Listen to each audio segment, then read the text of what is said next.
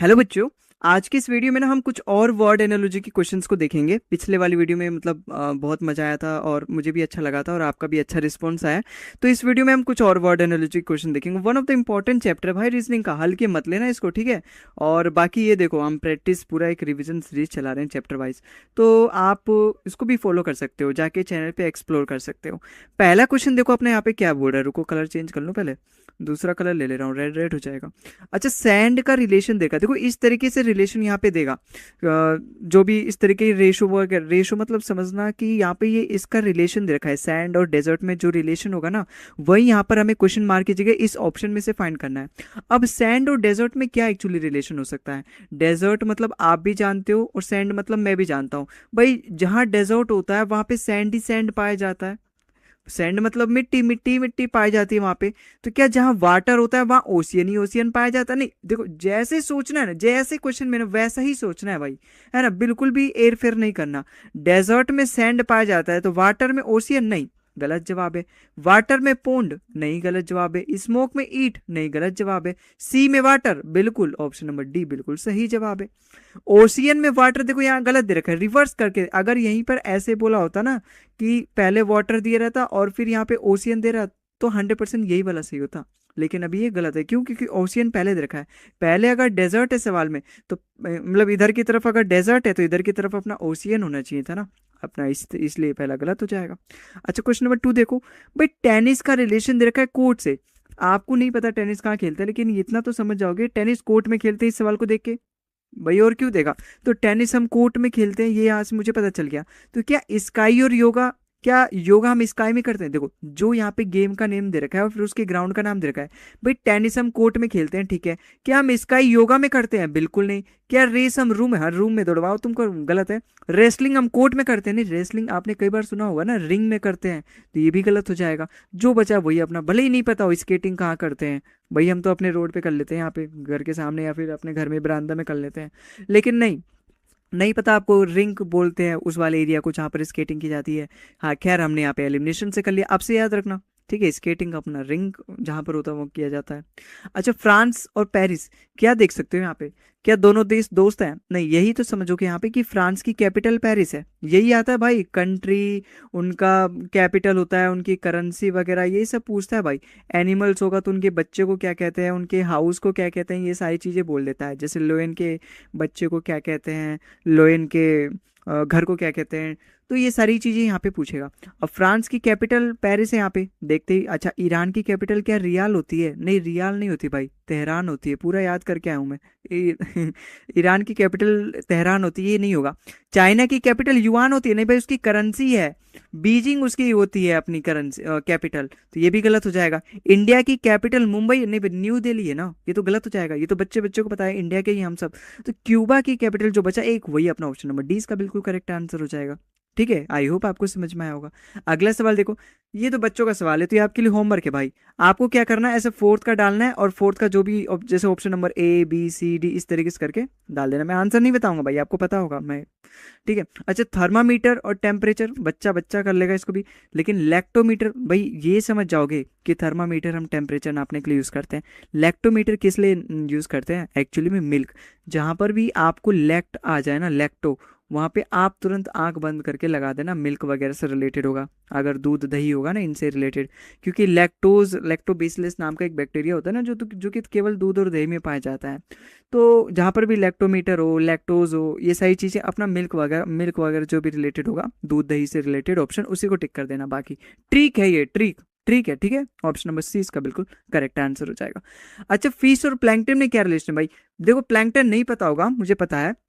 देखो, प्लैंकटन मतलब होता है जैसे जो ये नदी वगैरह होती है ना, उसमें छोटे छोटे जो प्लांट्स होते हैं, उसको फिश खा लेती है। वो उसके खाना समझ के भूखी रहती है बेचारी, क्या करेगी, दिन भर पानी पी पी के जी है। अब जो छोटे मोटे जानवर हैं, जो बहुत छोटे हैं, पेड़ों की तरह दिखते हैं, उन्हें हम प्लैंकटन कह देते हैं। हम नहीं, साइंटिस्ट कह देते हैं, हम भी उनको कह देते हैं फिर प्लैंकटन, देखी देखा।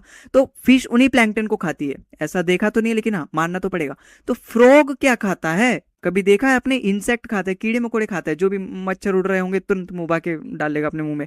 तो वो खाता है, इंसेक्ट खाता है, ठीक है। ग्रासेस नहीं खाता, हर्ब्स नहीं खाता, वीड नहीं खाता। ऑप्शन नंबर ए इसका बिल्कुल करेक्ट आंसर होगा। अगला सवाल देखो, भाई डक क्वैक क्वैक करता है ना, तो बर्ड क्या करती है, बर्ड, अब ये मतलब कि कू कू, कोयल की आवाज मत यहाँ पे कू कू मत ढूंढना ऑप्शन, या फिर काव काव मत कर देना, क्राई मत कर देना, रोती नहीं, क्रू क्रू कबूतर करता है। बर्ड बोला है, एक कॉमन बोला है कि कॉमन मतलब सभी बर्ड के लिए, तो उसके बर्ड के जो बोलना होता है ना उसको बोलते हैं चिरपिंग।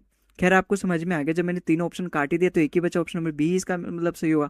लेकिन बात समझो, जितने भी डक होते हैं ना वो क्वैक क्वैक करते हैं, उनके कोई अलग एक कॉमन सा नाम नहीं है कि हाँ उनके सारे डक, भाई डक तो एक अलग कैटेगरी है ना, तो उनके वो क्वैक क्वैक करते हैं। वैसे बर्ड जो होता है वो क्या करता है, चिर्प करता है, ठीक है, उसकी आवाज जो भी निकालती है उसको हम चिर्प कहते हैं। अच्छा, कार अपना गैरेज में खड़ा होता है, अपनी गैरेज होगी एक दिन, लेकिन कार उसी गैरेज में खड़े करेंगे, तो एरोप्लेन, ये मत सोचो कि गैरेज होगी, ये सोचो हैंगर होगा। क्यों? क्योंकि एरोप्लेन अपना हैंगर में खड़ा होता है, तो ऑप्शन नंबर 20 का बिल्कुल। फ्लाइट तो होगा नहीं, क्यों? क्योंकि फ्लाइट मतलब तो उड़ना होता है ना, टेक ऑफ करना, फ्लाइट उड़ाना, फ्लाई करना, तो गलत हो जाएगा। एयर होस्टेस, एयर होस्टेस भी नहीं होगा भाई, एयर होस्टेस तो जानते हो ना, लैंडिंग, लैंडिंग तो उड़ाएंगे तब लैंडिंग करेंगे ना। एरोप्लेन पूछा है, देखो जिस तरीके से कार को हम गैरेज में रखते हैं, एरोप्लेन कहाँ रखते हैं, हैंगर में रखते हैं, ऑप्शन नंबर 20 का बिल्कुल करेक्ट होगा। ट्यूसडे का रिलेशन दे रखा है अच्छा इसकी ना मैं टेबल लेकर आया हूँ, जैसे जितने भी अपने ये होते हैं ना, ये दिन होते हैं, संडे सन, मंडे मुन, मून, ट्यूसडे मार्स, अब ये याद करना पड़ेगा भाई, ये है झमेला है, ये याद करना पड़ेगा। अब इसने पूछ क्या रखा है यहाँ पे, इसने पूछ रखा है थर्सडे, अब ये याद कर रखा होगा तो आप लगा दोगे जुपिटर। ठीक है, तो ये टेबल वगैरह ना अपने जो भी यहाँ पर भी आपने रीजनिंग के नोट्स वगैरह बना रखे होंगे, वहाँ पे लिख लेना टेबल वगैरह बना के, और 4-5 बार पढ़ लेना, और जब एग्जाम हो या फिर मॉक टेस्ट वगैरह लगाने जाओ तब एक बार पढ़ लेना। ठीक है, तो यहाँ पे ट्यूसडे को हम क्या कहते हैं, मार्स कहते हैं, और थर्सडे को क्या कहते हैं, जुपिटर कहते हैं। ठीक है, अब ये तो याद ही हो गया ना, दो चीज तो याद ही हो गया होगा, सुन भी लिया कान से, देख भी लिया और लिख भी लिया होगा कहीं ना कहीं या फिर दिमाग में।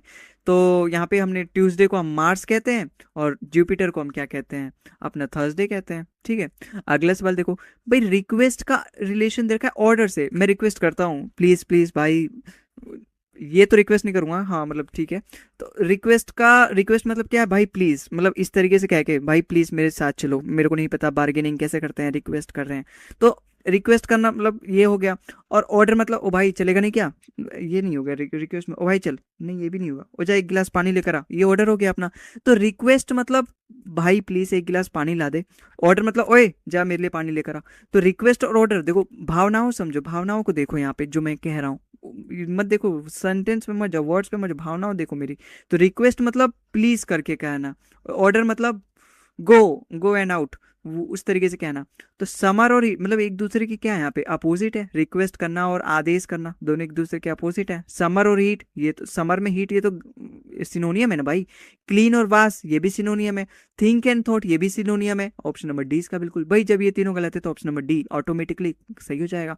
समर मतलब भी गर्मी होता है, हीट मतलब भी गर्मी, क्लीन मतलब भी साफ, वॉश मतलब भी साफ, थिंक मतलब भी सोचना, थॉट मतलब भी सोचना, तो ऑप्शन नंबर डी ही इसका बिल्कुल करेक्ट है भाई। विस्पर मतलब क्या होता है, धीरे धीरे बोलना, कि जैसे मैंने आपको बोला रिक्वेस्ट कर रहा हूँ, ऑप्शन नंबर डी इसका करेक्ट होगा। तो ये क्या था, विस्पर होगा ना। और साउट मतलब भाई इसका ऑप्शन नंबर डी करेक्ट होगा। तो विस्पर का अपोजिट यहाँ पे क्या है, साउट, ऑप्शन नंबर डी इसका बिल्कुल करेक्ट हो जाएगा। ठीक है, तो खैर आपको मजा आया होगा और आपको ये सारे सवाल समझ में आए होंगे। और आज की इस वीडियो में बस इतना ही, मिलते हैं हम अगले वीडियो में किसी और नए क्वेश्चन के साथ, किसी और नए चैप्टर के, और बाकी किसी और टॉपिक के साथ। आई होप आप कमेंट जरूर करो, अपना फीडबैक वगैरह जरूर दिया करो भाई। ठीक है, बाकी जय श्री राम, मिलते हैं अगले वीडियो में, तब तक के लिए जय हिंद जय भारत।